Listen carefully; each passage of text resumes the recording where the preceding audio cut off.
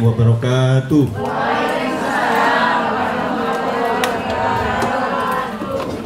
Alhamdulillah wassalatu wassalamu ala Rasulillah Sayyidina Muhammad bin Abdillah wa ala alihi washabihi wa mawala. Amma ba'd. Yang kita hormati Bu Kepala Dinas Kesehatan Kabupaten Brebes beserta Pak Sekretaris Dinas dan pejabat struktural serta seluruh karyawati Dinas Kesehatan Kabupaten Brebes, serta yang sama-sama kita muliakan beliau Ustadz Muslim Al-Fatih yang hari ini berkenan hadir di acara yang mulia bimbingan mental untuk kita semua karyawan-karyawati Dinas Kesehatan Kabupaten Brebes. Pertama-tama mari kita panjatkan puji syukur kehadirat Allah Subhanahu wa taala yang masih memberikan kita nikmat iman, Islam, kesempatan, waktu, kesehatan hingga kita pagi ini dapat berkumpul di suasana yang bahagia dalam acara bimbingan mental di Dinas Kesehatan Kabupaten Brebes. Salawat dan salam tak lupa kita curahkan kepada beliau baginda Nabiullah Muhammad sallallahu alaihi wasallam wal habibul ladzi turja syafa'atuh. Mudah-mudahan kita semua kelak menjadi umat beliau yang akan mendapatkan syafa'atul uzma di yaumul qiyamah. Amin amin ya rabbal alamin. Hadirin yang dimuliakan Allah, langsung saja pada kesempatan pagi hari ini nanti kita akan mendapatkan materi pencerahan pemurnian jiwa dari Pak Ustadz. Mudah-mudahan begitu hasil akhirnya jiwa kita murni sehingga kerjanya juga bahagia. Untuk kata pembuka, mari kita dengarkan bersama sambutan dari beliau Ibu Kepala Dinas Kesehatan Kabupaten Brebes, pada Bu Inker Tri Sulistiawati SKM Mkes. Silakan. Terima kasih Mas Teguh. Bismillahirrahmanirrahim. Assalamualaikum warahmatullahi wabarakatuh.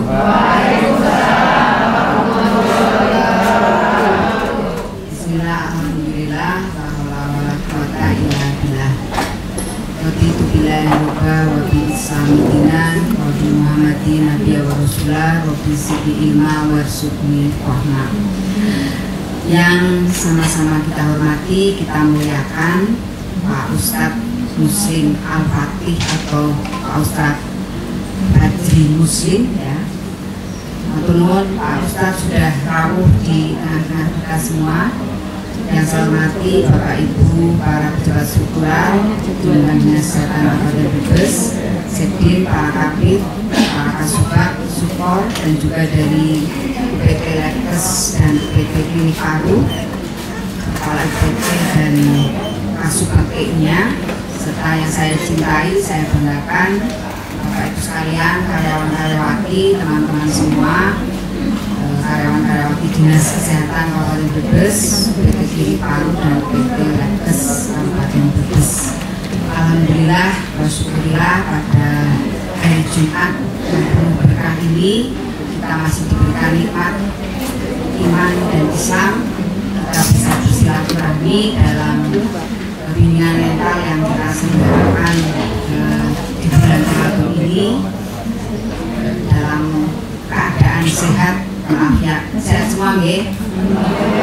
Ini pada puasa semua, kecuali yang tidak mesti ada yang tidak ini. Ya, mudah-mudahan silaturahmi kita ini nanti akan diberikan siraman rohani bimbingan mental oleh Pak Ustadz Badri Muslim ini, kita bisa cas ya, energi, mendapatkan energi yang positif.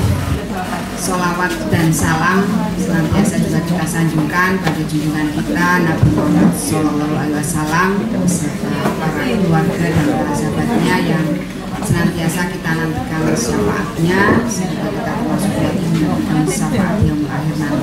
Amin amin amin.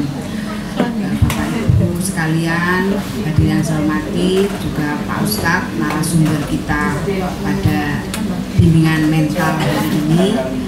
Sebagaimana rutin kita di bulan Ramadan, kita isi dengan siraman rohani ya. Alhamdulillah pada minggu yang pertama ini kita berkesempatan Pak Ustadz Fajri Muslim ini bisa meluangkan waktu, nanti akan memberikan materi terkait dengan temanya kemarin apa, happy employee ya.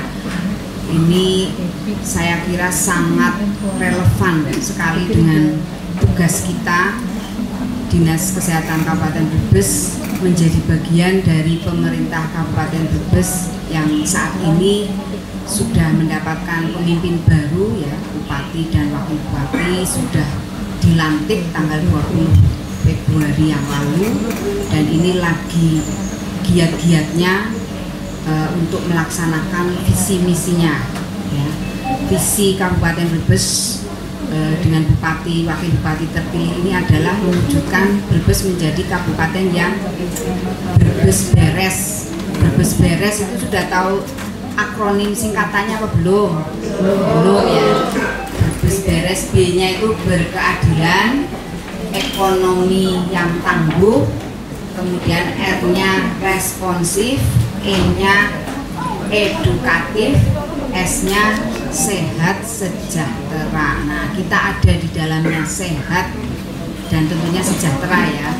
Nah, misinya, salah satu misi yang mendukung atau menunjang dengan tugas kita adalah meningkatkan kualitas sumber daya manusia yang sehat, kemudian tangguh, dan juga apa ya, lupa saya sehat, energi fisik maupun spiritualnya mudah-mudahan bisa berdampak positif dalam kita memberikan pelayanan. Tugas kita cukup berat ya teman-teman semua di bidang kesehatan ini. Kabupaten Brebes harus kita ampuh, sehingga ini juga hal yang sangat kita butuhkan, adanya siraman rohani agar selain mendapat pahala ya di bulan Ramadan ini, tentunya kita juga mendapatkan hal positif, bisa berdampak pada pelayanan yang semakin baik. Saya kira tidak perlu berpanjang lebar, waktunya juga mungkin tidak banyak ya. Nanti selanjutnya kita dengarkan, kita simak pencerahan dari Pak Ustadz Fajri Muslim. Ubur-ubur ikan lele. Ayo kita simak le. Saya kira demikian. Terima kasih atas perhatiannya. Saya akhiri, wabillahi taufiq wal hidayah. Wassalamualaikum warahmatullahi wabarakatuh.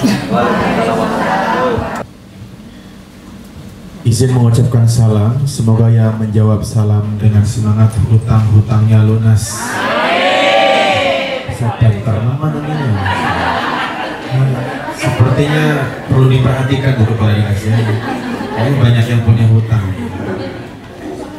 Semoga yang menjawab salam saya dengan semangat Allah berikan jodoh terbaik. Saya masih ini khusus bagi yang belum menikah ya, yang single.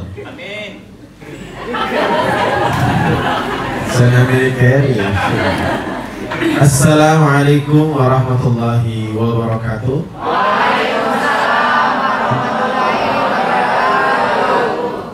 Bersyukur kepada Allah Subhanahu wa taala dengan mengucap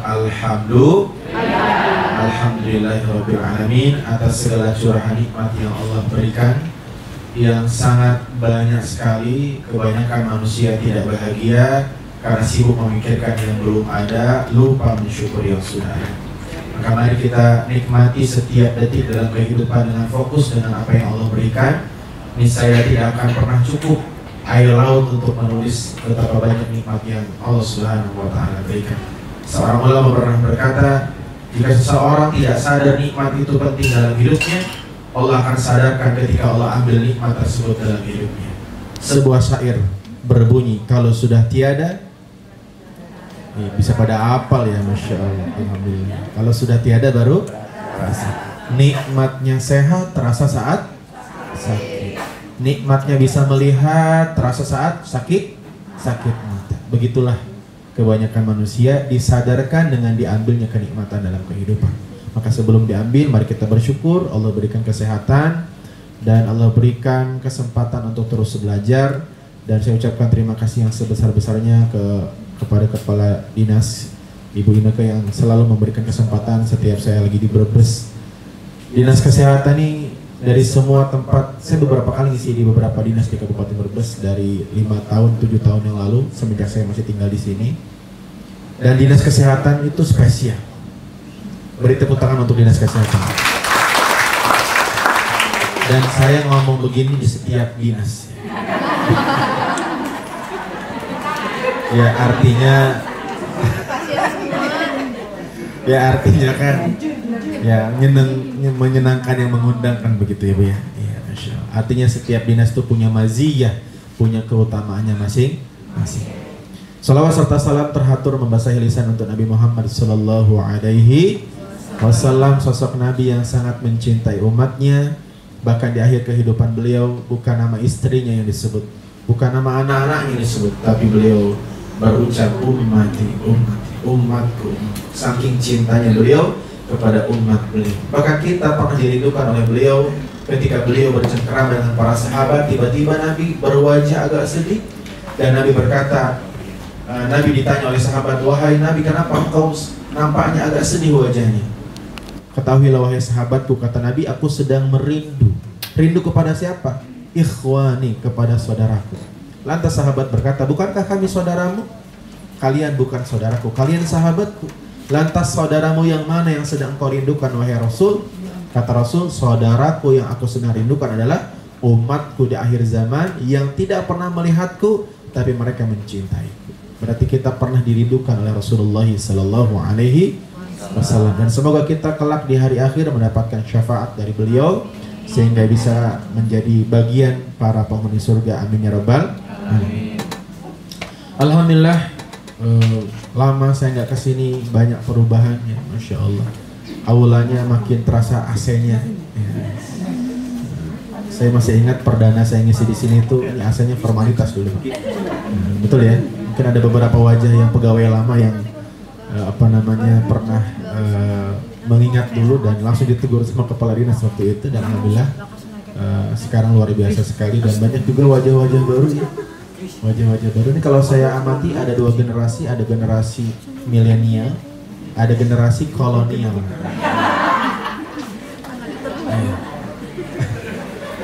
Ini wajah-wajah lama ya, wajah-wajah saya menangi dua kepala dinas. Saya ngisi di sini dari semenjak Pak Dokter Gun, ya, Gunadi, ya.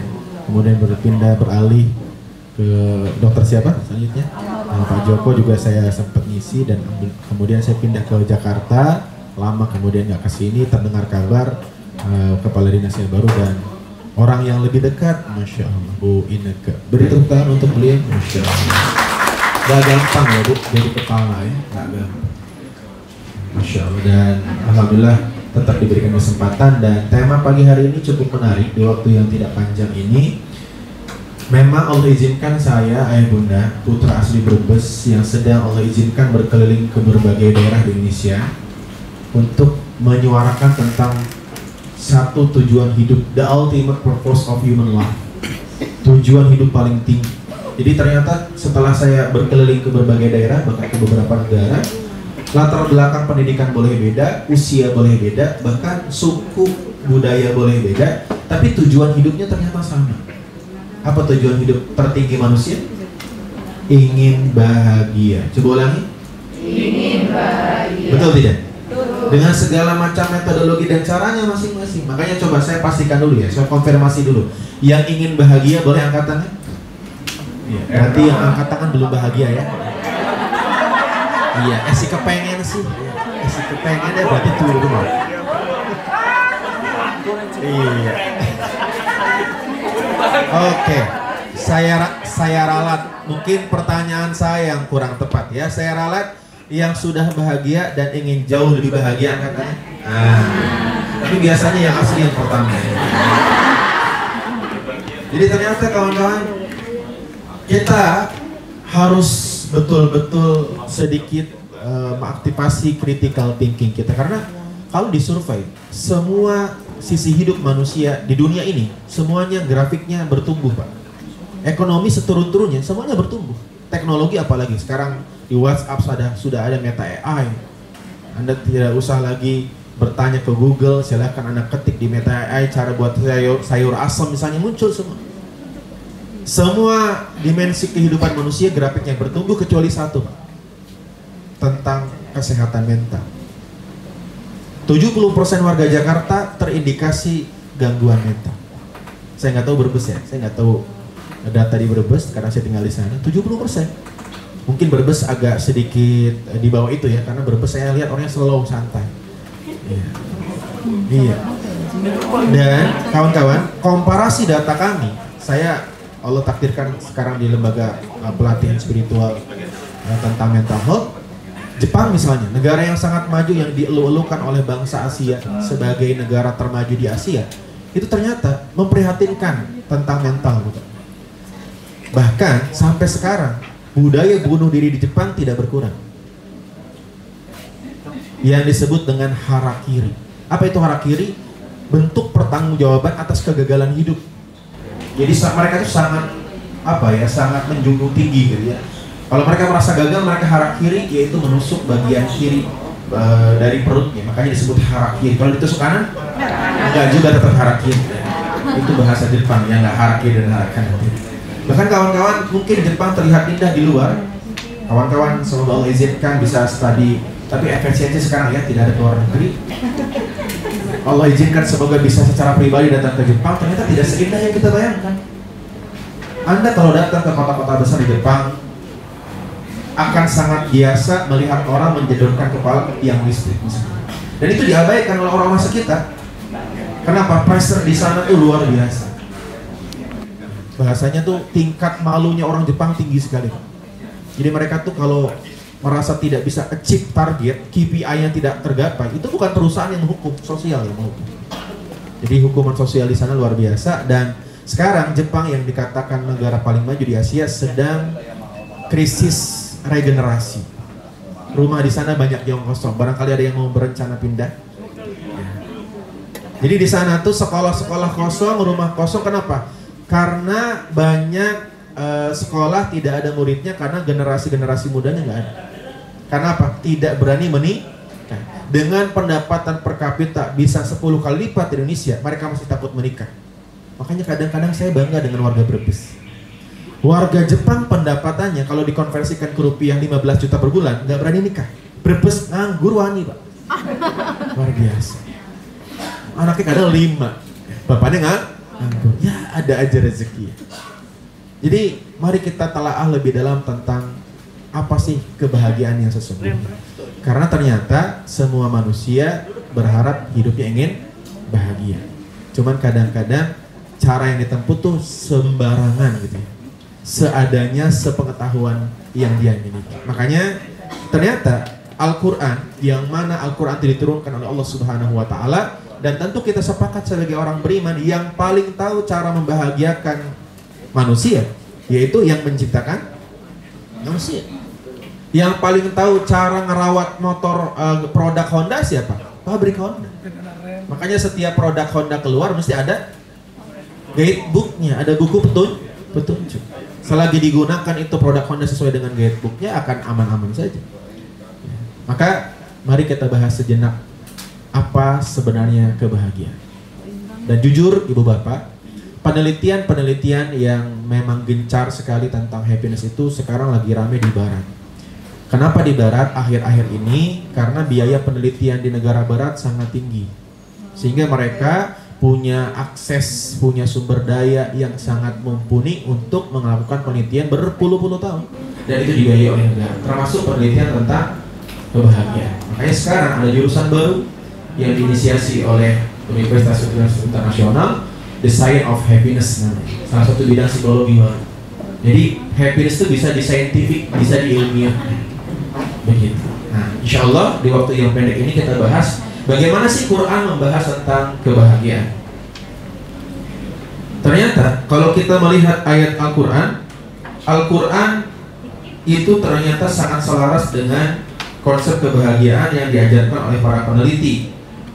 Allah Subhanahu wa taala berfirman di surah Ali Imran surat yang ketiga ayat 14. Surat apa jemaah? Ali Imran surat yang ketiga ayat 14. Allah Subhanahu wa taala berfirman, "Zuyyina lin-nasi hubbus syahawati minan nisa wal banin wal qanatiril muqantarah." Intinya, saya tidak baca semua ayat ini, bisa ibu bapak cek sendiri. Dari ayat ini surat Ali Imran ayat yang ke-14 tersirat ada 3 macam kebahagiaan. Ada 3 macam sumber kebahagiaan. Ada berapa jamaah? Ada 3. Surat apa tadi?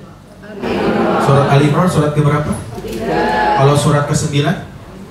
Masya Allah, memang pegawai dinas kesehatan itu rendah hati dan tidak sombong. Kalau saya tanya semua menundukkan kepala. Memang betul permisalan yang diajarkan oleh guru saya memberikan permisalan manusia itu seperti air dalam botol. Kalau airnya penuh dalam botol, kalau terjadi perbedaan pendapat, walaupun digoncang-goncang gak berisik karena ilmunya penuh. Itulah kenapa Imam Syafi'i dengan gurunya Imam Malik banyak perbedaan pendapat di antara mereka berdua, tapi tidak pernah terdengar bertengkar karena ilmu mereka berdua penuh. Dan setiap saya bertanya kepada teman-teman dinas kesehatan selalu diam, tidak berisik. 2 kemungkinannya. Yang pertama penuh, yang kedua kosong ya. Tapi saya berhusnudzon ini penuh tapi rendah hati. Kawan-kawan, di surat Ali Imran ayat 14 ini ternyata ini sangat selaras dengan apa yang disebutkan oleh seorang pakar The Science of Happiness namanya Martin Seligman. Beliau berkata kebahagiaan terbagi menjadi 3 sumber. Yang pertama disebut dengan material happiness. Yang pertama apa? Material happiness. Ini sumber yang paling dikejar banyak orang nih. Material happiness. Apa itu? Sumber kebahagiaan yang datangnya dari materi. Get what you want, mendapatkan apa yang Anda inginkan. Makanya jangan kemudian denial, sok soleh dan sok soleha dengan berkata saya mau bekerja lillahi ta'ala. Ibu bekerja di dinas kesehatan dalam rangka apa? Mencari ridha Allah Subhanahu wa ta'ala. Itu ada yang miss, ada yang skip. Itu iya, tapi tidak bisa kita pungkiri. Kalau gajiannya terlambat tetap gelisah. Betul tidak? Berarti kita tidak boleh bohong bahwa manusia adalah makhluk materialistik. Dalam porsi yang tepat itu aman. Makanya sumber kebahagiaan yang pertama disebut material happiness, yaitu bahagia karena mendapatkan sesuatu. Tetapi setelah diteliti oleh para pakar, material happiness ini sifatnya temporary, sifatnya sementara. Dan diteliti, buktinya apa? Bahkan grafiknya itu hanya bertahan, peak performance-nya itu 3 bulan. Contoh sederhana. Mohon maaf, di sini ada yang bawa smartphone nggak? Smartphone, handphone pintar, semuanya bawa ya? Nggak ada yang pakai Nokia kan? Nggak ada kan ya? Semua sudah pakai smartphone. Coba, masih ingat nggak? Handphone itu pernah baru nggak? Pernah baru. Anda beli second apa beli baru? Second, jumlahnya namanya. Ya walaupun second kan baru di tangan Anda kan? Gimana perasaannya waktu itu? Hah? Excited kan? Bahagia banget ya? Naruhnya pelan-pelan apa dilempar kalau naruh? Oh pelan-pelan. Bawaannya pengen buka padahal nggak ada WhatsApp, nggak ada apa kan? Maunya pengen buka aja kan? Nah ternyata grafiknya itu 3 bulan bertahannya. Jadi materi yang datang kepada kita itu membahagiakan, peak performance-nya hanya 3 bulan. Setelah itu grafiknya turun sampai flat, sampai kita dapat sesuatu itu jadi biasa aja. Dan ini berlaku untuk semua materi, termasuk pasangan. Ibu bapak lihat suami lebih ganteng sebelum menikah dengan Anda atau setelah menikah? Bu, setelah nikah ya Bu ya? Masya Allah. Bu, suami lebih wangi sebelum menikah dengan Anda apa setelah? Luar biasa.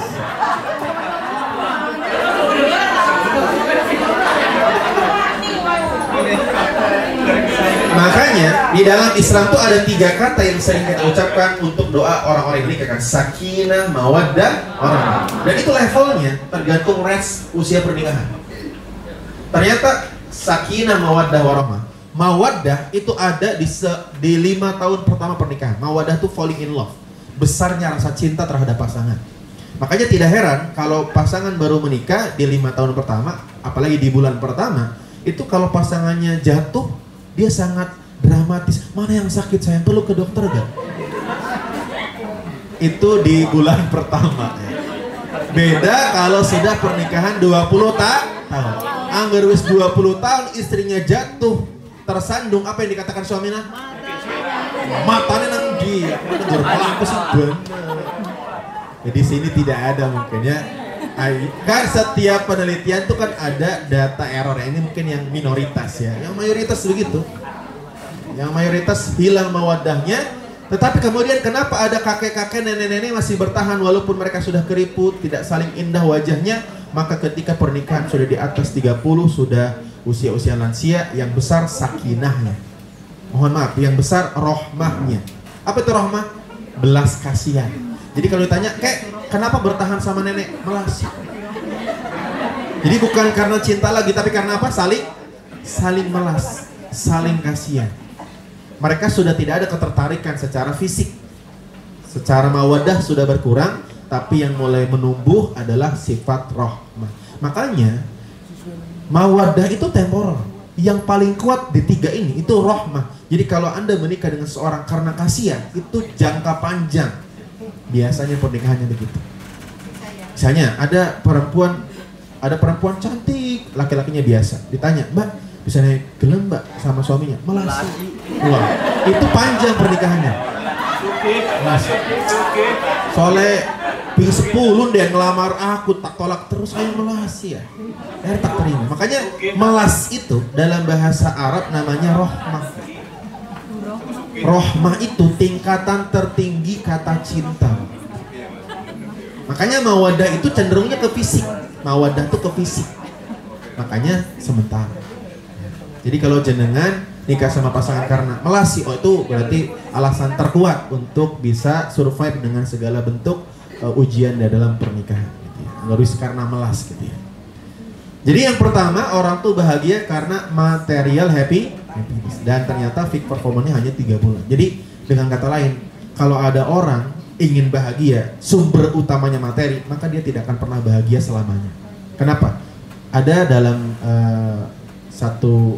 ada nama penyakit mental ya, mental illness, namanya hedonic treadmill.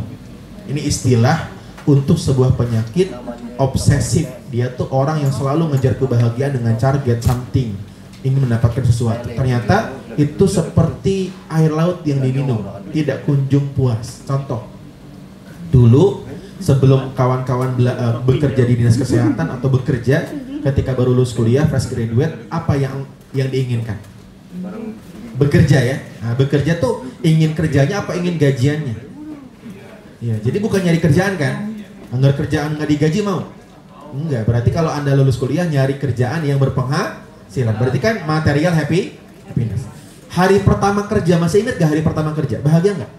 Bahagia, selfie ya, cekrek. Apalagi pas pakai seragam baru kan? Iya. Gak ada Bu, gak ada selfie ya Bu ya. Jenengan mau apa sih? Pinjar. Oh, belum ada Bu ya.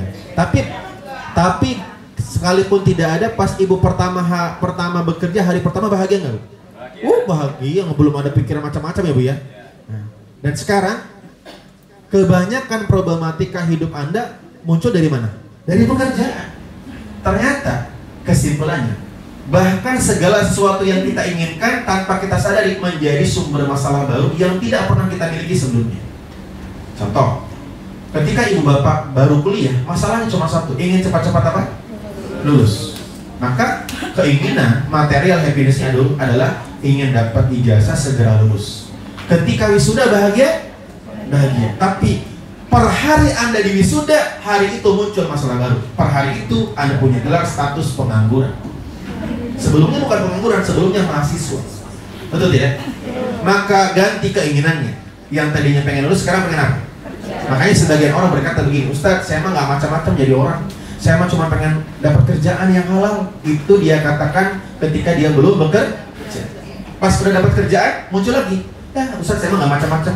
Pengen dapat jodoh, muter kegandengan, apalagi masih gandeng." Maka ketika dia sudah bekerja, muncul masalah baru. Ingin apa?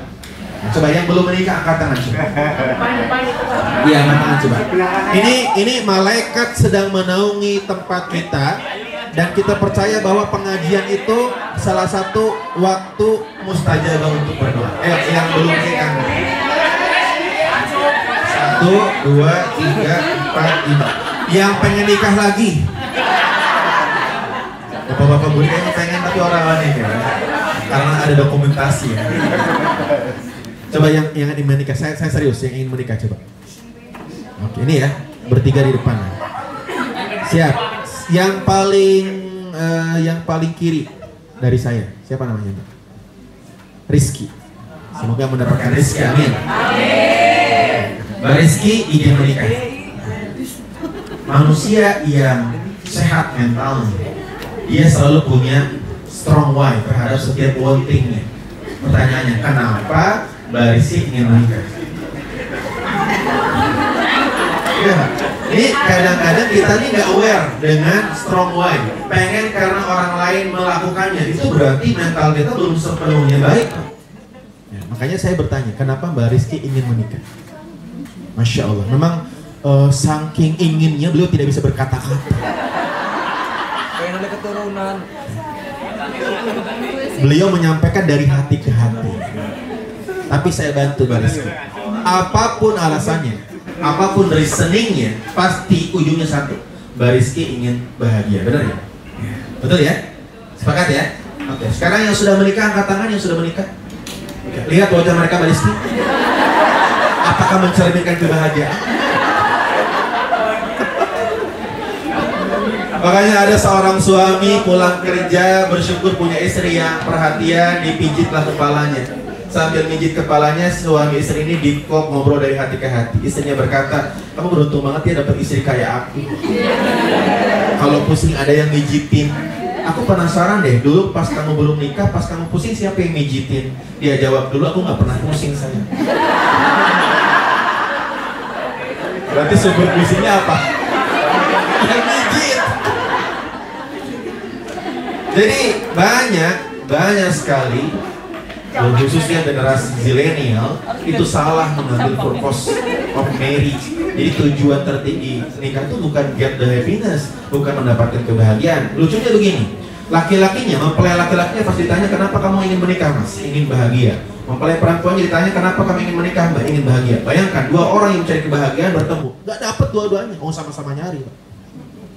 Akhirnya apa? Saling nuntut, Maka kalimat yang saya ingin sampaikan ke Mbak Rizky dan kawan-kawan yang belum menikah, bahagiakan dirimu sebelum menikah. Saat menikah kamu bahagia, bertemu dengan mempelai yang bahagia. Dua kebahagiaan bertemu, bahagianya bertambah. Jadi jangan sampai menikah mencari kebahagiaan. Bahagiakan dulu, mumpung sendiri. Main yang jauh enggak? Aceh pasar batang baik. Kalau libur kerja ya investasikan leher ke atas. Leher ke atas itu dua, knowledge dan experience. Banyakin ilmu, banyakin pengalaman. Karena saat sudah menikah, waktu dan ruang kita sangat terbatas. Bapak-bapak jangankan pengen jalan-jalan, pan futsal kayak angel temen. Ya Allah, anak beda mana? Kaos kaki ini diempet lah. Iya Pak, beda. Makanya sebelum menikah laki-laki apalagi pastikan habiskan uangmu untuk leher ke atas. Apa leher ke atas? Knowledge dan experience. Main yang jauh, daki gunung, Selamat, Rinjani, main ke Singapura.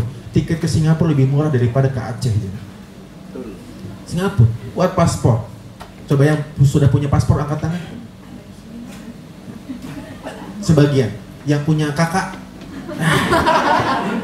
buat paspor. Kenapa? Alam semesta memberikan apa yang kamu sudah siapkan. Paspor tuh cuma 300.000 ya Bu. 350. Itu yang prosesnya reguler, betul tidak? Yang pengen cepat one day service 1 juta. Investasikan. Kenapa? Alam semesta mendukung apa yang sedang kita persiapkan. Kita nggak pernah tahu untuk apa paspor itu, siapkan saja dulu. Bahkan sekarang masa berlaku paspor berapa tahun? 5 tahun ya, yang online lebih lama bahkan. Maka buat saja. Siapa tahu ada rezeki, tiba-tiba ada orang daftar umroh, anaknya nggak mau ikut, daripada hangus dia cari siapa yang sudah punya paspor. Ternyata yang punya paspor baru sedikit ya, ada yang berangkat. Jadi persiapkan. Tetapi satu hal yang ingin saya sampaikan, bukan tidak boleh mendapatkan materi, boleh. Tapi karena kita paham materi itu bukan sumber kebahagiaan yang utama, dan kita juga orang beriman, pahami, kejarlah materi dengan cara yang baik dan benar. Seorang ulama pernah berkata, seseorang yang mengambil harta haram, faqad istajala, sebenarnya dia sedang terburu-buru saja. Saya ulang ya, seseorang yang mengambil materi yang dia inginkan dengan cara yang haram, sebenarnya dia sedang terburu-buru, sedang tidak sabar. Kenapa?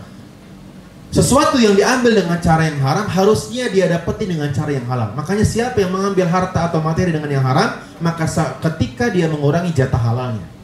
Untuk lebih jelasnya, ada satu tayangan dalam sebuah sinetron yang sangat mewakili gambaran apa yang saya sampaikan tadi. Pernah dengar sinetron Lorong Waktu nggak? Berarti yang tahu usia Anda sudah tidak muda ya. Lorong Waktu ya, sekarang ada lagi yang baru ya. Dulu ada tuh awal-awal Deddy Mizwar sama Zidane, betul ya? Saya masih ingat ada satu scene yang sangat mewakili yang sangat mewakili apa yang saya sampaikan. Satu scene itu begini ceritanya. Jadi Deddy Mizwar naik mobil sama Zidane, adzan berkumandang, mereka pun melipir ke sebuah masjid pinggir jalan. Di parkiran ada bapak-bapak duduk termenung, terlihat sangat sedih dan menderita. Gegana, apa gegana? Gelisah, galau, marah. Deddy Mizwar melihat bapak-bapak ini tuh kasihan, muncul empatinya. Kemudian berkata kepada si Zidane, dan perasaan tadi ada uang 50.000 ya, kasih ke bapak-bapaknya, barangkali bisa membantu masalahnya. Sepertinya punya banyak masalah gitu. Apa kata Zidane? Nanti aja om, udah mau komat nih, kita sholat dulu aja. Habis sholat baru kita kasih. Kapan kasihnya? Habis sholat. Berapa nominalnya? 50.000 di tahun itu sangat besar ya, for your information. Nah setelah mereka sholat, Pak Deddy, Om Deddy Mizwar dengan si Zidane sholat selesai, mereka pun kembali ke mobil. Dari kejauhan ada kejadian yang mencurigakan. Laki-laki tadi tiba-tiba mendekat ke mobil. Pas disamperin ternyata dia kabur bawa ban mobil. Ternyata dia mencuri ban mobil dari si Deddy Mizwar sama Zidane itu. Tadinya mau dicuri 4-4-nya, sudah siapkan dongkrak kecil, tapi berhubung sudah ketahuan dia kabur. Kabur bawa apa? Bawa ban. Baru satu dia keambil. Berhubung agak lambat mereka sadar bahwa ban mobil mereka dicuri, mereka pun ngejarnya agak terlambat, gak kekejar. Nah ketika mereka ngejar, gak kekejar, capek, ada tukang tambal ban, ada tukang ban dan tambal ban pinggir jalan. Mereka bertanya, Pak, lihat bapak-bapak bawa ban mobil gak lari lewat sini? Apa kata tukang bannya? Lihat, barusan mampir ke toko saya, dia jual ban murah banget, cuma 50.000, saya beli. Ini bannya. Berarti pencuri itu dapat uang berapa? 50.000. Seandainya dia sabar sebentar saja, dapat ke 50.000 itu. Maka kawan-kawan yakinilah, rezeki sudah tertakar, tidak akan tertukar. Imam Ghazali itu kalau sekarang tuh psikolog Islam terbaik di masanya, ahli mental illness. Beliau punya buku yang sangat bagus ya. Bahkan kalau kita mempelajari karya-karya besar ulama dulu, ada satu buku judulnya bagus banget, Kimiyatus Sa'adah, kimianya kebahagiaan. Itu kalangan ulama Islam itu. Atau kalau kita ingin lebih mudah, mungkin Ihya Ulumuddin, salah satu buku yang bisa kita baca. Imam Ghazali pernah berkata tentang materi. Apa kata Imam Ghazali? What belong to you will simplify me. Artinya apa? Dilarang merokok. Tidak semua bahasa Inggris artinya dilarang merokok ya. Apa kata Imam Ghazali? Yakini materi, tentang materi. Apa-apa yang Tuhan takdirkan untukmu akan sampai kepadamu, walaupun jaraknya sejauh 2 gunung. Apa-apa yang Tuhan takdirkan untukmu, dia akan menemukan jalannya untuk datang. Dan apa-apa yang tidak Tuhan takdirkan untukmu, dia akan menemukan jalannya untuk hilang. Coba ulangi, gue 100 tapi gue yang bilang ya. Iya. Apa ulangi? Apa-apa yang Tuhan takdirkan untukmu, pasti akan menemukan jalannya untuk datang. Dan apa-apa yang tidak Tuhan takdirkan untukmu, selalu akan menemukan jalannya untuk hilang. Contoh, implementasi dari kalimat ini tuh benar banget. I feel that, saya merasakan itu. Saya pertama kali naik pesawat, itu perjalanan umroh, free, gratis, jalur keajaiban. Berangkatlah dari Jakarta ke Jeddah, naik kalau tidak salah SV Saudi Airlines, Dan itu pesawat khusus umroh, jadi satu pesawat jamaah Indonesia semua. Ketika di ketinggian 30.000 kaki, kira-kira ya, karena saya nggak ngitung secara langsung, kira-kira 30.000 kaki, safety belt sudah boleh dilepas. Anda percaya nggak? Ya, believe or no, saya melihat ada ayam ngikutin pesawat saya di ketinggian 30.000 kaki. Dalam keadaan sadar, tidak sedang bermimpi. Pesawatnya ke kiri, ayamnya ke kiri. Pesawatnya ke kanan, ayamnya ke kanan. Itu kalau tidak saya lupa, kalau tidak saya salah tuh, maps-nya itu sudah menunjukkan di bawah negara Sri Lanka kalau tidak salah. Percaya nggak? Ada ayam ngikutin pesawat saya di ketinggian 30.000 kaki. Ayam goreng. Bisa dijadikan bengong sih? Oh, yang Anda bayangkan ayam mengepakkan sayapnya ya? Kebanyakan nonton Indosiar. Ayam go. Nah, ketika menu makan jamaah gitu ya, ketika saya makan ayam goreng, itu ayam goreng bumbu Lamongan. Bumbu apa? Lamongan. Kawan-kawan, padahal saya sudah sampai negara Sri Lanka. Sejauh apapun saya meninggalkan Lamongan, kalau memang Allah takdirkan itu ayam untukku sampai kepadaku jemaah. Tapi sebaliknya, ibu bapak pernah nggak mau makan hampir nempel bibir tumpah? Sedekat apapun sesuatu itu, kalau memang bukan untukmu, akan pergi ke darimu. Bahkan ada jamaah, dia dikenal sebagai Arjuna. Julukannya apa? Arjuna, petualang cinta. Kenapa? Dia seorang pegawai di PT Batubara di Kalimantan. Secara ekonomi finansialnya mapan, dia middle up di PT tersebut. Gajinya ya 2 digit mungkin dengan segala tunjangannya. Dan petualang cinta. Jadi mantannya banyak. Dia cerita mantannya ada 27, kayak sholat berjamaah ya. 27 derajat. Tapi Anda tahu nggak, dia nikah sama siapa?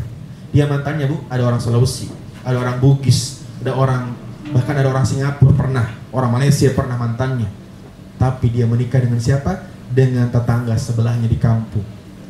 Dia pulang kampung, mungkin karena sudah jenuh dengan segala petualangan cintanya, tiba-tiba ada teman SD-nya mampir ke rumah, nemuin ibunya, ternyata terlihat menarik di hati, singkat cerita menikah. Dan mereka menikah, dan mereka rumahnya nempel jemaah. Padahal laki-laki ini berpetualang cinta dengan siapa? Orang Sulawesi, orang Kalimantan, dia orang Jawa, cuman kerja di Kalimantan. Itu saking dekatnya rumah. Saking dekatnya rumah antara si laki-laki dengan perempuan itu kalau misalnya si perempuan ribut sama suaminya, terus bilang, aku nggak terima ya, aku pulang ke rumah orang tuaku. Sampai jemaah, saking dekatnya. Jadi sejauh apapun dia mencari jodohnya, tetap yang Allah takdirkan yang sampai kepadanya. Artinya, ikhtiar ya ikhtiar, tapi yakini bahwa yang sampai kepadamu yang Allah takdirkan untukmu. Oleh karena itu, jadilah pribadi yang peaceful fighter. Kita pejuang tapi damai. Kenapa? Kita berjuang karena itu perintah dari Tuhan, tapi kita yakin yang datang kepadaku yang Allah takdirkan. Betul? Ada yang punya side job jualan online nggak? Ini wajah-wajah jualan online sepertinya. Saya kawan-kawan, ada pembeli online ya. Saya beberapa kali ngisi pelatihan di beberapa unit bisnis, skincare macam-macam. Itu selalu menemukan pola yang sama.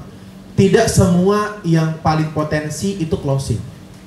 Misalnya, kayaknya closing kayaknya tipe yang konsumtif, suka beli barang. Kita pepet, ternyata dia nanya-nanya, ujungnya nggak beli.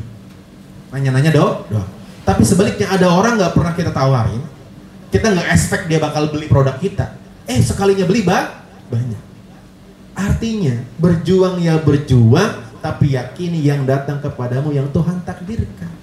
Kenapa? Rizkimu sudah Allah catat ketika Anda berusia 4 bulan dalam kandungan. Masalahnya kan kita nggak tahu. Karena kita nggak tahu, kita berjuang. Maka untuk urusan materi, yang kita pikirkan caranya, bukan materinya. Karena rizki sudah terukur, tidak akan tertukar.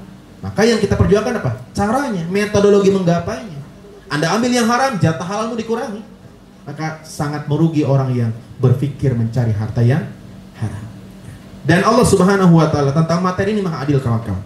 Selalu saya sampaikan di berbagai perusahaan, government, dan sekarang tuh Indonesia sedang berharap good government, gitu ya. Salah satunya, tidak mungkin kita bisa jadi pemerintah yang baik good government kalau SDM-nya tidak sehat. Sehat ada 2, sehat jiwa dan raga, betul tidak? Kalau raga kita lebih sensitif, kita pilek, sensitif harus berobat. Tapi banyak orang yang tidak sensitif dengan kondisi batinnya. Salah satu indikator mentalnya tidak sehat apa? Baperan, gampang ngamuk, gampang tersinggung. Bahkan mungkin pernah nggak kawan-kawan tuh pengen teriak kencang-kencang dalam satu momentum gitu ya? Karena ada satu hal, tahu nggak? Ada satu aktivitas yang paling melelahkan di muka bumi ini. Ada seorang guru bertanya kepada muridnya, wahai murid-muridku, tahukah kalian aktivitas apa yang paling melelahkan? Sebagian muridnya menjawab, kuli bangunan. Kenapa? Karena kerjanya pakai tenaga, capek. Ada lagi yang menjawab, tukang gali kubur. Kenapa? Menggali tanah begitu dalam. Semua jawaban itu kurang tepat. Aktivitas yang paling melelahkan di muka bumi ini tahu apa? Hidup dengan kepura-puraan. Pura-pura itu melelahkan. Orang hari ini tertawa terbahak-bahak di hadapan banyak orang di keramaian, menangis merintih ketika sendirian. Ibu bapak, saya juga seorang hipnoterapis, dan terkadang gak nyangka orang yang terlihat sangat bahagia, life goal banget lah ya, hidupnya diidam-idamkan banyak orang, ketika di ruang terapi keluar semua masalahnya. Artinya orang yang kita anggap paling bahagia hidupnya pun punya ujiannya masing-masing. Makanya hidup itu bukan tentang sawang sinawang. Kadang-kadang kita bilang begitu ya, enaknya jadi ibu ini, enak, kerjanya santai.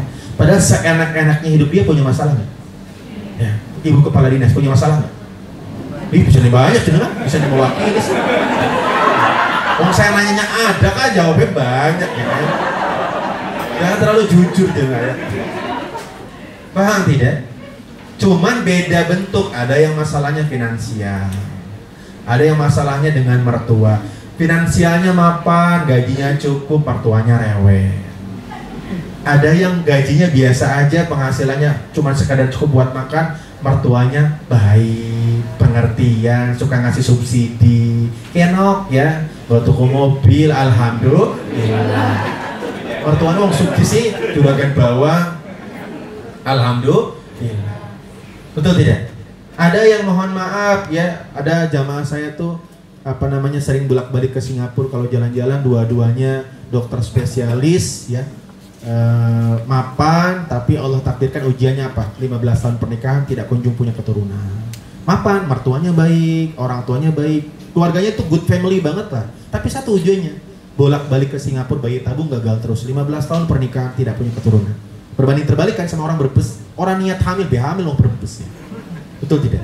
Di sisi lain, dua-duanya dokter spesialis, dua-duanya dokter spesialis kandungan, spesialis obgyn, dua-duanya suami istri di sebuah rumah sakit besar di Sulawesi, tapi ujiannya apa? Tidak punya keturunan. Padahal program hamilnya nggak main-main. Program hamilnya itu dokter spesialis Singapura, Bu. Karena kita harus akui ya, Singapura pelayanannya mungkin lebih baik, tapi tetap 15 tahun tidak punya keturunan. Tapi sebaliknya ada yang bukan dokter, bahkan tidak lulus SD, punya anak gak? Punya. Itulah ujian setiap orang. Jadi kawan-kawan, pahami orang yang kita idam-idamkan hidupnya punya ujiannya masing-masing. Makanya satu quote yang bisa diingat-ingat, hadiah yang paling indah adalah hadiah yang sudah kita miliki, takdir yang paling indah adalah takdir yang sedang kita jalani. Jangan berharap hidupmu seperti hidup orang lain, karena hidup orang lain belum tentu sebahagia yang kalian bayangkan. Jadi jalani, nikmati yang hari ini, karena besok adalah kumpulan hari ini. Jadi kesimpulannya, material happiness bukan sumber kebahagiaan yang otentik. Saran saya, main-main ke Gramedia, beli buku namanya The Authentic of Happiness. Itu buku bagus, isinya jurnal penelitian tentang kebahagiaan. Seru kalau bahas tentang kebahagiaan. Ternyata kebahagiaan yang kita anggap emosi yang abstrak itu bisa dirumuskan. Dan kalau kita udah dapat the key, kuncinya, itu nanti kita jadi pribadi yang simple. Jadi pribadi yang unconditional happiness. Apa ulangi? Jadi nangan dibaik seneng. Ya dimutasi ke puskesmas ya alhamdulillah senang. Karena dia selalu bisa melihat spot yang indah dari setiap takdir dalam kehidupannya.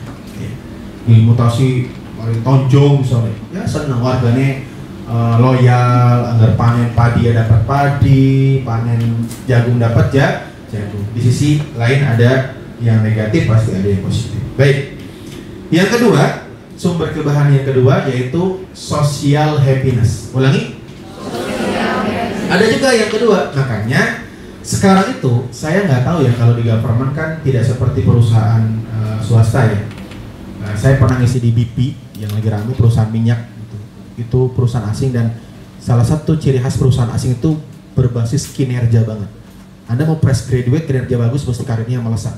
Kalau di perusahaan asing, memang mereka tuh fair banget jadi orangnya, sangat berbasis kinerja. Nah, saya diundang isi spiritual happiness di sana. Ada satu hal yang kemudian disepakati. Bagaimana sih agar perusahaan atau mungkin kita membahas dinas kesehatan tuh bertumbuh? Maka jawabannya SDM-nya harus bahagia, benar gak? Kenapa? If you are happy, you will be the best version of you. Kalau kamu bahagia, kamu akan menjadi pribadi yang terbaik kinerjanya. Jenengan lagi nggak bahagia, kinerjanya baik gak kira-kira?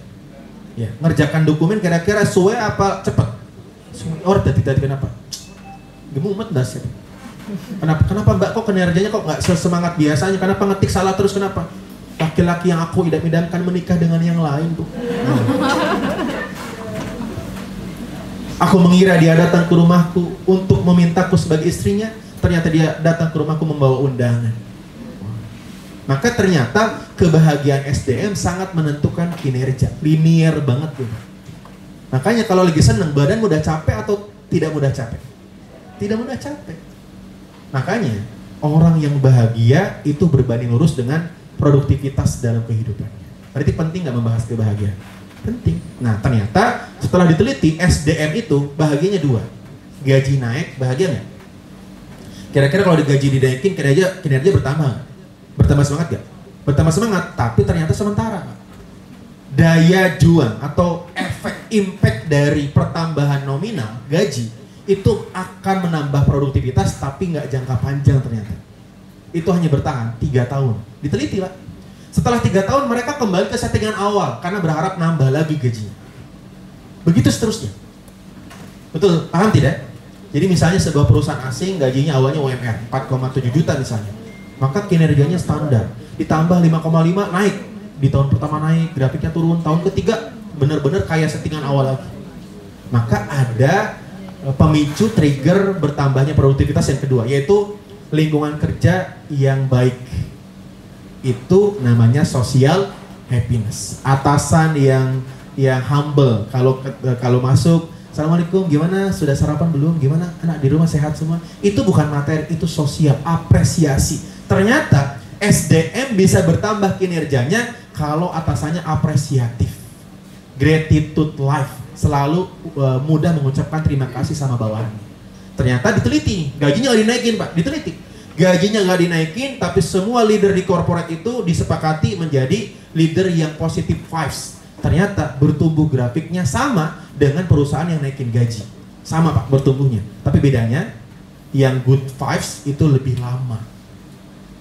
Makanya apalagi, mohon maaf nih ya, apalagi kalau karyawannya Gen Z. Wah, Gen Z itu social happiness-nya lebih tinggi dibanding material happiness. Dia gaji besar, tapi atasan toksik, dia resign. Bodoh amat. Kenapa? Mentalku harus dijaga. Begitu. Iya, beda dengan generasi 80 tahun ke bawah, kita mau diinjek-injek sama atasan yang penting gajian, betul tidak? Iya. Tapi kalau generasi sekarang enggak. Kenapa? Generasi sekarang adalah generasi yang tumbuh di atas kesejahteraan. Itu minusnya. Generasi sekarang tumbuh di atas taraf ekonomi yang membaik. Kita tidak bisa pungkiri, zaman dulu yang punya sepeda aja cuma lurah, betul tidak? Yang punya mobil aja cuma bupati mungkin. Sekarang TV tiap kamar. Dulu pernah ngalamin numpang nonton TV nggak? Pernah ngalamin? Pernah. Yang kita nonton tuh nggak bisa milih-milih gitu. Terserah yang punya TV kan. Kalau mau ganti nyogok pakai mie ayam gitu, Bu, mie ayam. TV-nya hitam putih ngalamin. Yang kita nggak bisa bedain itu bendera Spanyol atau Belanda gitu ya. Nah, ternyata ketika anak itu tumbuh di lingkungan yang prihatin, itu survive mentalnya kuat Pak. Nah, generasi sekarang itu disebut generasi strawberry. Kenapa? Indah dilihat tapi mudah hancur. Makanya dinas kesehatan harus betul-betul memahami, kan ini nggak bakal kerja terus. Betul tidak? Ini kalau saya lihat kan bakal meninggal semua. Kayaknya ada yang cepat nih. Dan akan terganti generasi-generasi baru. Generasi kelahiran tahun 2000-an. Nah, generasi tahun 2000-an itu social happiness-nya jauh lebih mereka perhatikan dibanding material happiness. Beda sama generasi 80 ke bawah. Kita itu material happiness banget. Mau setoksik apapun atasan, anggar gajian lancar, lanjut. Itu Pak prinsip kita dulu. Kalau anak sekarang enggak. Anak sekarang social happiness. Makanya jadilah atasan yang apresiatif, yang good vibes. Kenapa? Kalau gaji dia kecil, material happiness-nya nggak dapat, tapi kalau social happiness-nya dapat, dia bertahan. Dia akan bertumbuh dan produktif. Tapi ternyata setelah diteliti, social happiness juga tidak bertahan lama, maksudnya tidak selamanya, tidak permanen. Kenapa? Karena sesuatu itu jadi bagus, sesuatu itu dianggap menjadi prestasi kalau jarang. Contoh, ada salah satu karyawan Dinkes, karyawan baru yang datangnya tuh early. Jam kantor diisi jam berapa? Setengah 8. Dia selalu datang jam setengah 7. Kira-kira atasannya bilang apa? Ih hebat ya. Ini antara rajin sama orang dua pegawaian. Ya, maksudnya masih single, malah kerjaan, ngerti kan ngumbai disit ya. Ternyata social happiness itu bertahan gak lama. Artinya orang kalau early, kalau datanya lebih awal, itu kalau sehari 2 hari dipuji. Lama-lama begitu terus, jadi biasa. Dia memang biasa kok datanya lebih awal. Jadi ternyata ada sumber kebahagiaan yang paling bertahan lama. Ternyata social happiness itu lebih baik dibanding material happiness. Makanya anak yang hidup di lingkungan keluarga yang tidak baik ekonominya, tapi good vibes, supportive orang tuanya, perhatian, itu jauh lebih bagus tingkat kebahagiaannya dibanding anak yang mapan tapi tidak hadir orang tuanya. Makanya sekarang kasus bullying, kekerasan verbal itu terjadi di sekolah-sekolah mahal Pak sekarang. Trennya begitu. Binus tuh Anda 4 tahun kuliah bisa bisa bayar 1 tahun sekolah di BINUS. Saya kemarin ngisi di salah satu sekolah binaan UNJ namanya Lab School. Saya ngisi pembinaan di Lab School. Lab School itu saya ngisi, saya pulang. Itu antriannya Pak, antrian wali muridnya. Alphard, Velfire. Ya Allah, kayaknya mobil Xenia kayaknya orang cocok lah parkir Pak. Iya, saya tanya. Makanya dan kawan-kawan ternyata mentalnya tidak dijamin lebih bagus dibanding anak-anak yang sekolahnya di negeri. Kenapa? Tadi mereka secara ekonomi mapan, support anggaran luar biasa, tapi orang tuanya tidak hadir. Begitu. Makanya pertanyaannya, terus kalau bukan material happiness, kalau bukan social happiness, apa kebahagiaan yang otentik? Kebahagiaan yang sifatnya permanen. Namanya spiritual happiness. Coba ulangi. Dan ini bukan kata saya, Anda silakan googling sekarang zaman canggih ya. Kalau cuma sekedar untuk get knowledge itu tinggal googling aja atau chat GPT jurnal tentang spiritual happiness banyak sekali. Makanya bukan about religion, spiritual itu bukan agama. Spiritual itu dari bahasa Jawa, dari bahasa Yunani, temannya Yujum kayak Yusri. Ya. Dari bahasa apa? Yunani. Spiritual dari bahasa spirit. Ya. Baru nyambung Bu. Ya. Memang beda ya, bercandaannya kalau Genset langsung nyampe, kalau ini agak lola. Mikir di sana Yunani Jawa sih. Iya, Yunani temen. Memang beda Pentium, saudara-saudara ya. Karena dia kan bisa. Jadi kawan-kawan, spiritual itu dari bahasa Yunani, dari kalimat spirit. Spirit itu artinya sesuatu yang dari dalam, ruh. Ternyata material happiness dan social happiness itu sifatnya masih ekstern, bahagia dari luar. Material happiness bahagia karena ada materi yang datang, social happiness bahagia karena ada apresiasi yang datang. Dan itu sifatnya sangat kondisional. Kalau social happiness tergantung kondisi lingkungannya.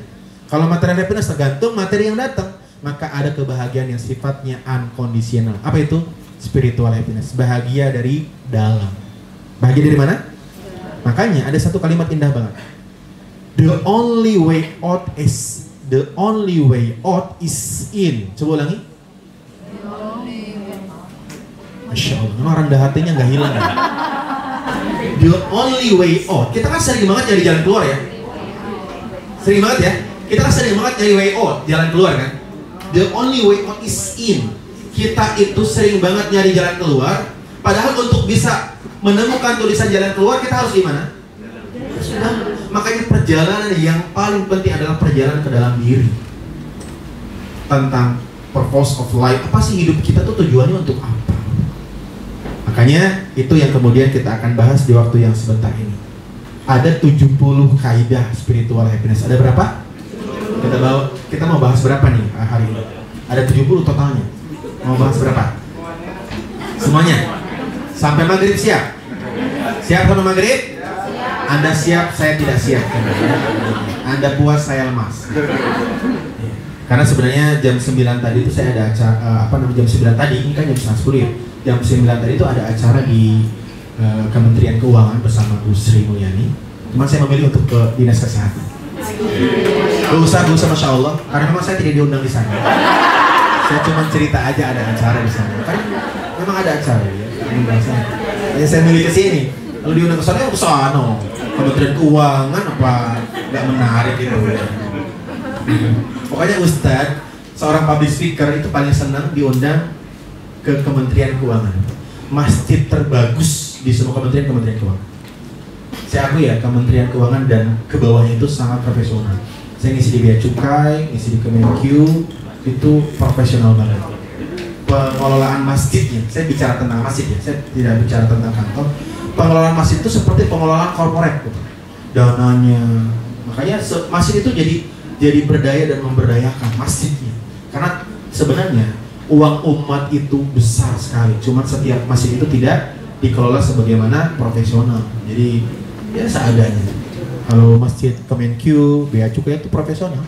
Kita kalau ngisi di masjid secara rasa ngisi di perusahaan asing, dijemput Ustaz, mau dijemput pakai apa dan anggarannya besar, Masya Allah.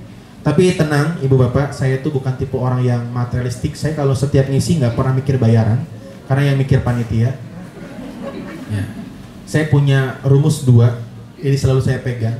Yang pertama, saya yakin rezeki tidak akan tertukar. Maka setiap saya tampil mengisi seminar, pelatihan, kajian, saya nggak pernah ragu bahwa rezeki yang sudah Allah berikan akan sampai kepada saya.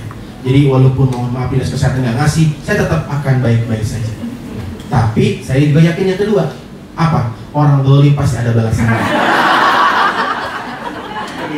Jadi saya pegang dua keyakinan itu. Jadi yang pertama saya yakin rezeki tidak akan tertukar. Yang kedua juga saya yakin orang zalim ada. Ya misalnya ya. Oke. Dari 70 itu, dari 70 kaidah sebenarnya sudah ada di YouTube. Jadi kawan-kawan silahkan dibuka di YouTube. Saya punya nama 2, nama Brebes Fajri Muslim, nama panggung Muslim Al-Fatih. Nah di YouTube silahkan klik Muslim Al-Fatih. Sekarang. Ya, pastikan ada kuota, ada wifi di Dinas Kesehatan? Ada. Sudah dibayar? Sudah ya. Karena waktu kita terbatas dan saya juga tidak mesti bisa ke Brebes setiap bulan. Saran saya kalau lagi senggang di rumah, kalau mau tidur, boleh tulis Muslim Al-Fatih. Nah, muncul di situ ada? Muslim Al-Fatih ada? Nah, sepertinya di YouTube sudah kaidah ke-13 dari 70 di YouTube yang sudah saya upload, yang sudah terupload sudah ada 13 kaidah. Jadi boleh Anda simak. Sudah ada? 14 ya? Oke, 14. So, berarti terakhir kemarin 14. Nah, jangan lupa like, subscribe, and comment. Karena kalau bukan kita yang mendukung kebaikan, siapa lagi? Betul tidak? Ya, sudah saatnya kebaikan yang muncul di permukaan. Kata seorang guru, jangan pernah celak kegelapan. Cukup bawa cahaya, kegelapan akan hilang dengan sendirinya. Begitu kawan-kawan. Sudah ada? Ya, silakan disimak, semoga bermanfaat. Itu yang isi putra asli Brebes. Ya, jadi patut didukung kawan-kawan ya. Dan alhamdulillah saya kemarin terakhir diundang di Freeport, di PT Freeport di Papua. Dan kesimpulannya kawan-kawan, mereka bersepakat bahwa spiritual happiness sangat dibutuhkan untuk semua SDM di negara kita. Nah, kaidah yang pertama apa? Singkat saja karena waktunya sudah habis. Kaidah yang pertama, spiritual happiness, amalkan surat Al-Insyirah. Surat apa? Jadi surat yang sangat relevan dan relate dengan spiritual happiness itu surat Al-Insyirah. Dari namanya aja tuh udah keren. Tahu nggak arti Al-Insyirah apa? Masya Allah, rendah hatinya nggak hilang ya, luar biasa. Memang saya tuh terenyuh kalau ngisi di Dinkes tuh, kalau ditanya tuh semuanya diem, luar biasa ya. Arti Al-Insyirah apa? Lapang dada. Ulangi.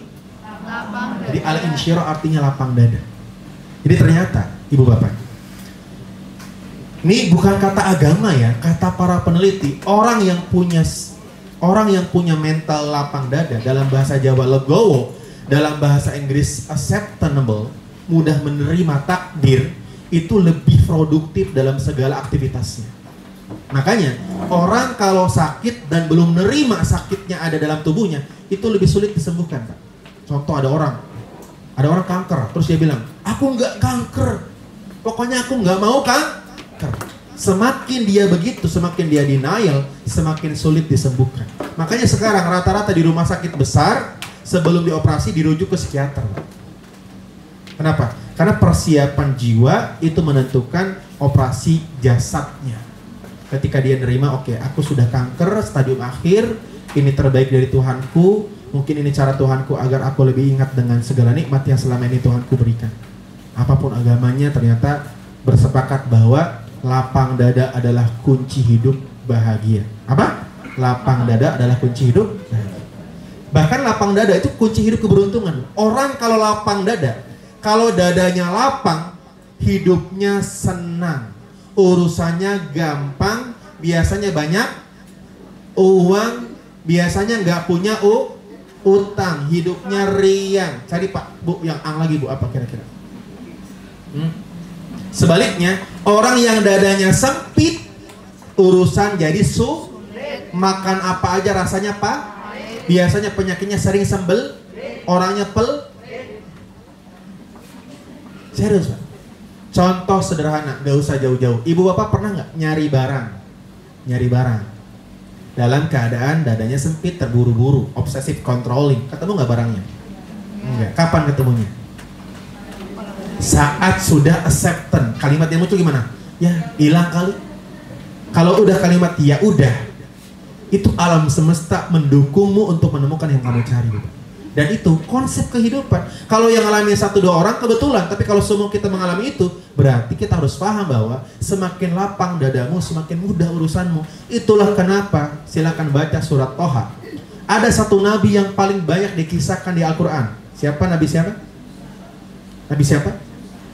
Nabi Musa. Nabi Musa itu nabi yang paling banyak diceritakan di Quran. Kenapa? Karena paling relate sama kehidupan kita. Kenapa paling relate? Kalau ceritanya tentang Nabi Muhammad itu terlahir dari bangsa terbaik, Quraisy. Kata anak sekarang, Nabi Muhammad itu punya privilege. Dia lahir dalam keadaan keluarganya bangsawan. Kakeknya pemegang kunci Ka'bah. Bapaknya Abdullah, pemimpin Quraisy. Makanya kalau kita disarankan begini, tiru dong Nabi Muhammad, kita punya reason, kita punya alasan. Nabi Muhammad kan terlahir dari keluarga bangsawan, pemimpin. Nah, saya anak gubernur bukan, anak presiden bukan, anak wali kota bukan, anak RT aja bukan. Maka ada alasan. Nah, kalau Nabi Musa nggak ada alasan. Untuk mencontoh Nabi Musa nggak ada alasan. Nabi Musa anaknya bangsawan bukan, dia rakyat jelata. Bahkan Nabi Musa modalnya sama Anda lebih bagus Anda. Nabi Musa bahkan terlahir dalam keadaan terbuang. Di sini ada yang pas lahir dibuang di kali pemali? Ada? Tidak ada. Berarti semiskin apapun kita, lebih miskin Musa. Dan Nabi Musa itu lidahnya nggak jelas bicaranya. Dia nggak punya ilmu public speaking. Padahal tugasnya sebagai Rasul menyampaikan dakwah. Makanya Nabi Musa itu menggambarkan bahwa from zero to hero. Orang yang nol bahkan minus bisa jadi sukses kok kalau dia punya spiritual happiness yang bagus.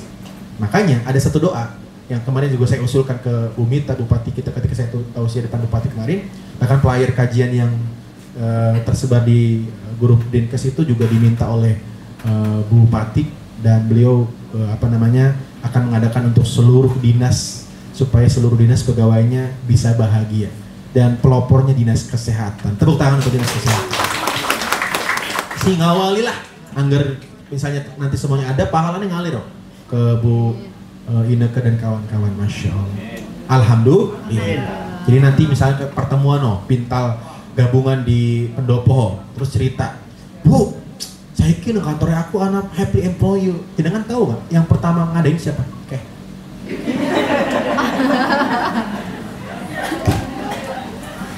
Kenapa? Al-ma'ruf al-awwal, yang terkenal itu selalu yang pertama. Yang kedua terlupakan.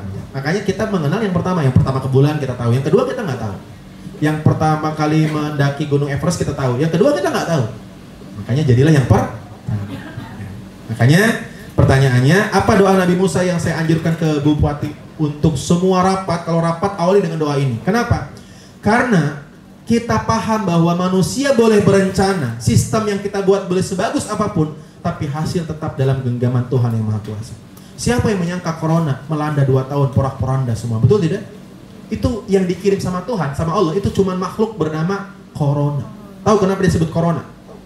Karena dia laki-laki, kalau perempuan Cirona. Ngelek. Itu maksudnya apa kayak ngelek? Emang susah ya? Beda generasi sih ya. Ngelek maksudnya.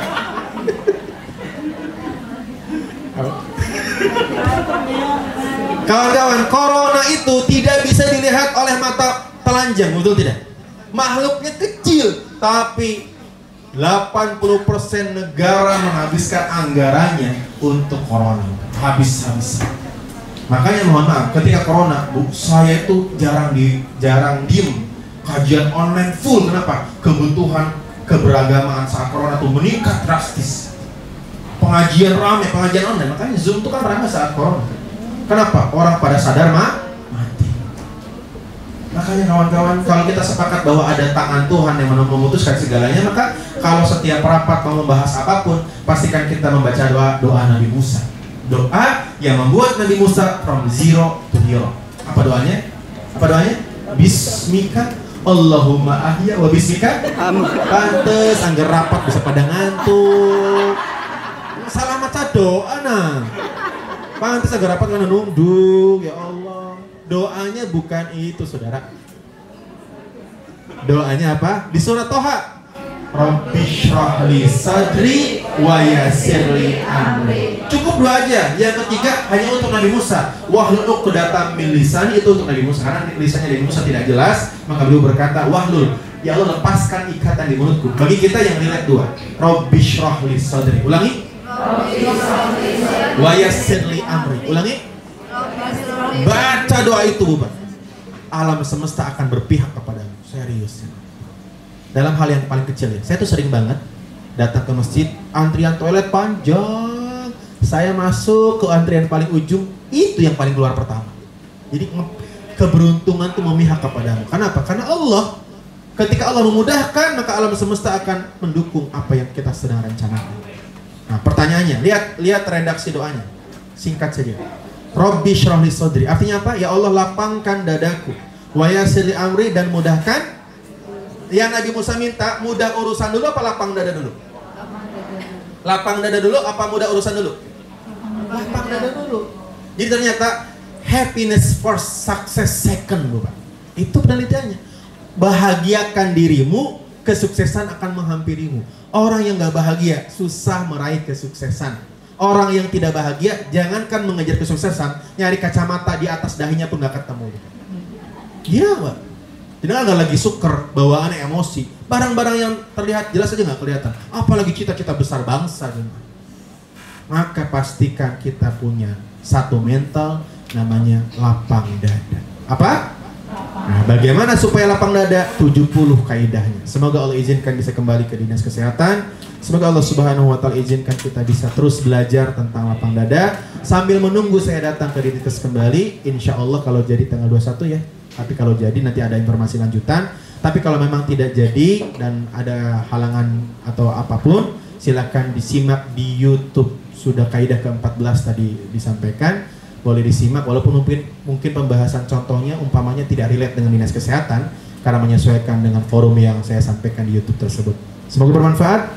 Mohon maaf kalau ada kata-kata kasar karena saya makhluk kasar bukan makhluk yang mengerikan. Alhamdulillah. Terakhir boleh angkat tangan terakhir. Angkat tangan terakhir. Letakkan di pundak sebelah kanannya. Pundak orang sebelah kanannya. Letakkan ke pundak orang sebelah kanannya. Ada pundaknya. Beda-beda ya, ada yang empuk, ada yang kurang empuk ya, macam-macam. Ada? Yuk ikuti kata-kata saya dan gerakannya. Besti. Kita lagi ibadah. Kerja tuh ibadah. Diawasin sama Allah yang serius. Jangan main HP terus. Darani. Semoga Allah berikan keberkahan. Makin manfaat, makin bahagia. Semoga ketemu di surga ya. Angkat tangan kiri gantian ke kiri. Ikuti kata-kata saya. Iya Besti. Kamu juga lagi ibadah. Jangan mikirin hutang terus. Kerja yang serius. Hutang jangan dipikirin. Dibayar. Semoga Allah berikan kemudahan urusan, lapang rezeki.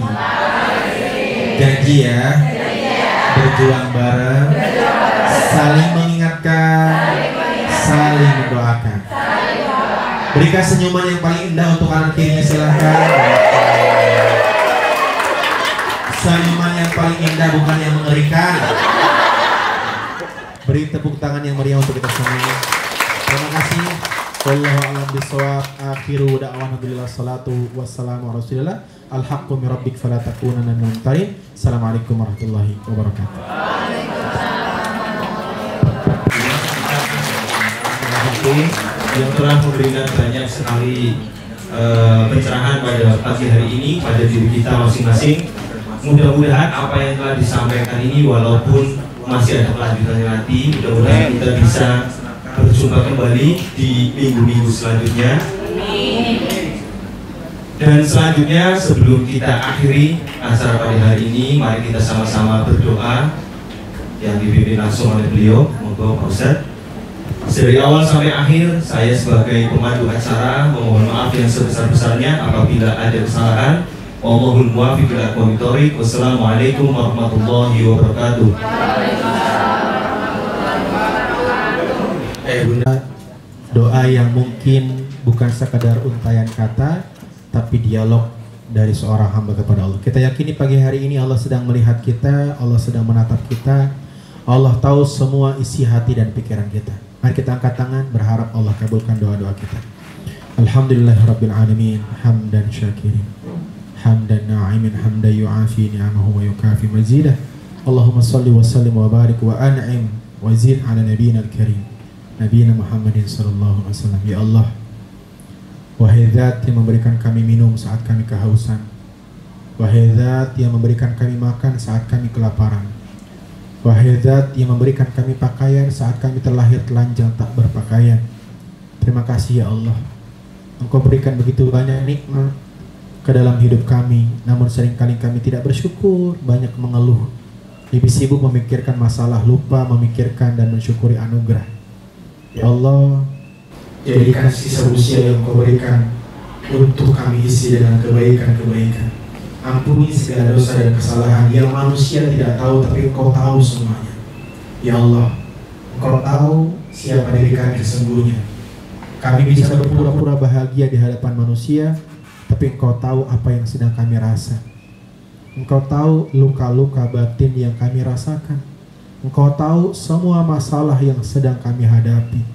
Maka ya Allah, kepadamu kami mengadu, kepadamu kami berserah. Maafkan kesombongan kami yang selama ini hidup seolah-olah tidak butuh pertolonganmu ya Allah. Jadikan kami pribadi yang lebih baik lagi ya Allah. Bekerja sepenuh hati, bukan sekedar karena materi, tapi karena ingin mendapatkan ridho ilahi. Jadikan setiap pekerjaan yang kami lakukan sebagai ibadah yang kami persembahkan kepadamu ya Allah. Karena Rasul-Mu pernah bersabda, sebaik-baik hamba adalah yang paling bermanfaat untuk sesama. Maka jadikanlah kami manusia yang paling bermanfaat untuk sesama di bidang kami masing-masing. Mudahkan setiap rencana baik kami ya Allah. Mudahkan setiap visi misi Kabupaten Brebes ya Allah. Mudahkan setiap visi misi Dinas Kesehatan Kabupaten Brebes ya Allah. Bahagiakan kami tidak hanya di dunia, bahagiakan kami pula di akhirat. Allahumma rabbana atina fid dunya hasanah wa fil akhirati hasanah wa qina adzabannar. Subhana rabbika rabbil izzati amma yasifun. Wassalamu ala mursalin walhamdulillahi rabbil alamin.